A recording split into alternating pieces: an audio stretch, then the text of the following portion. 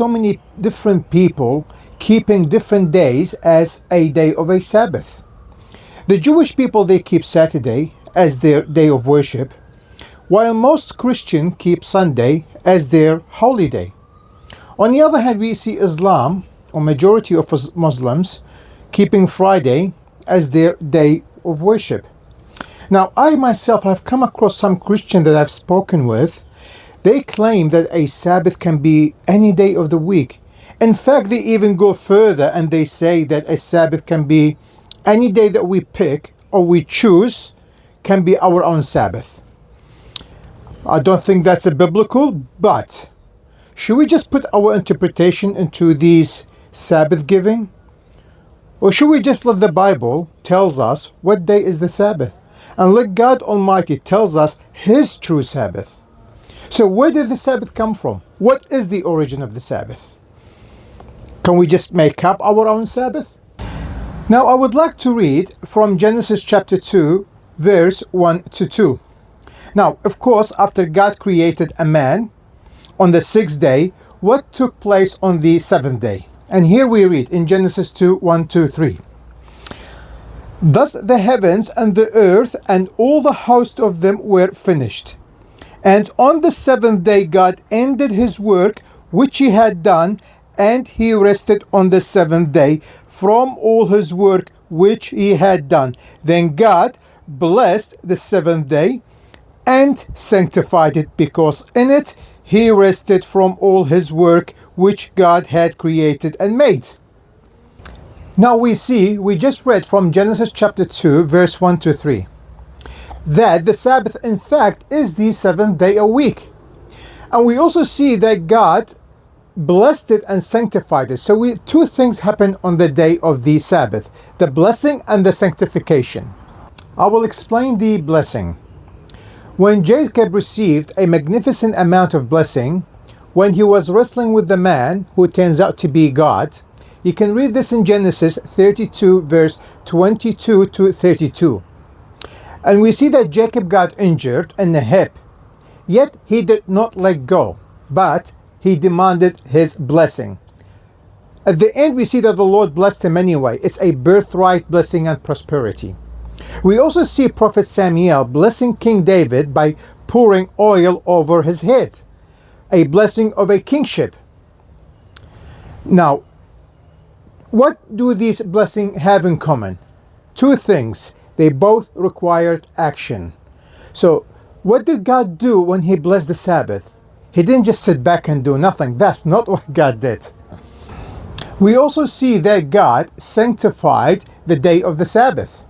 So, what is a sanctification? To sanctify a day is to set apart. Again, to set apart from exactly what? What are we setting the day apart from? To set the day apart from day 1 to 6, the work days. You see, that's how God, He blessed it, and then He sanctified it from the work days of 1 to 6, and it became a special day for Him. That's what God did. So it's a spiritual work, what we have here. Here we see two things that took place on the Sabbath. That God blessed the seventh day Sabbath and He sanctified it. To sanctify it, we also spoke that to set apart, or He hallowed that day. And we can read this in Exodus chapter 20, verse 11, where at the end God says, and He hallowed that day. Now, also to hallow a day, meaning God declared that day beautiful, holy day, to hallow it. And only God can declare a day holy. A man cannot declare a day a holy.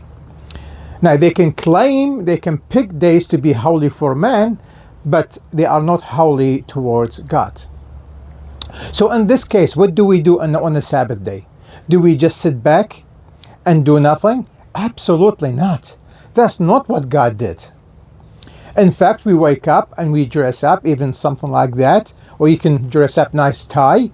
You know, the Jewish people go to synagogue, listen to their sermons, they sing hymns, they fellowship afterwards. You know, if there's a padlock meal, that's even better, having some food. Christians do the same, but Christians, they observe a different day. It's Sunday, which that's a topic for another day. And that's what we do on the holy day Sabbath, is we make sure, as we do Bible studies, We attend the church if it's possible on Saturday, and we fellowship with one another. If there's no Sabbath church or there's no church close by, you can always, there is a United Church of God, Living Church of God. They do a webcast ceremony as well, or you can watch online ceremony. YouTube is full of ceremonies. Do Bible study. You know what it means is you spend that time between you and God. That's what the Sabbath is. You know, it's about caring for others as well, but spending that time between you and the Lord. You know, you don't do the things that you want or you desire with your friends or your work, and you have 6 days to do these things.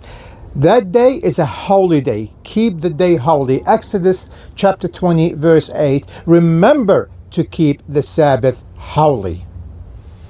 And that's where the Sabbath originally comes from Genesis, and it was written in Exodus 20 as well.